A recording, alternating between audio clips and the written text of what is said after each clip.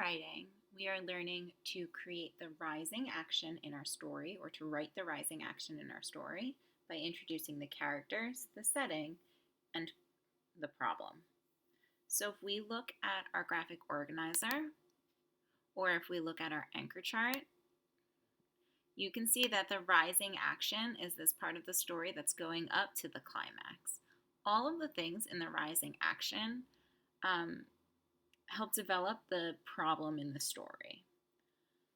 In our anchor chart, it says the part of the story that develops the problem or conflict through a series of events that build interest or suspense.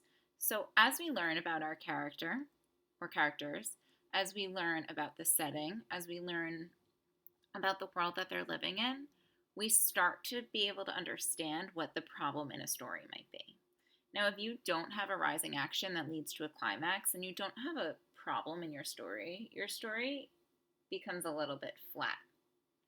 We want to add this rising action. We want to build suspense because we want our reader to keep reading on to learn what's going to happen next. Let's look at our rising action for My Secret Hero.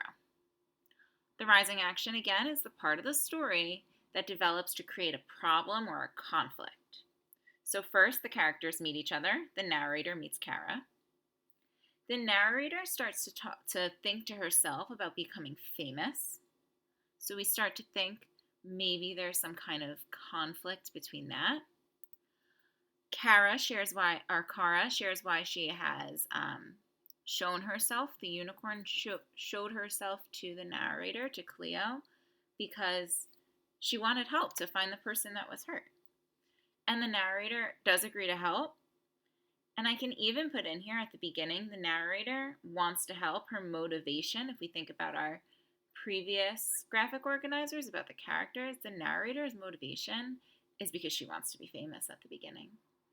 But she agrees and begins to help the person. And also part of the rising action, Kara tells the narrator about the problems between the unicorns and the people, and how people try to steal the unicorn's power, their healing power, and their horns. So all of these things are part of the rising action. The rising action leads to that turning point, leads to that big problem where something is going to change. Your job today is going to be to try to write out some rising action. I want you to use the setting that you've created. I want you to use the characters that you've created. If you need to create a new character because your two don't go together, that's okay. Try to give them some kind of traits in which it's going to lead to a problem. So if your characters are best friends, what kind of problem are they going to have?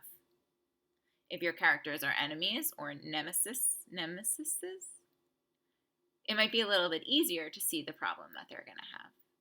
This rising action is not the problem. It's something that's going to lead to the problem. You do need to put in the characters. You need to put in a little bit of the setting and some background knowledge that we understand what the problem is going to be, and it helps build on that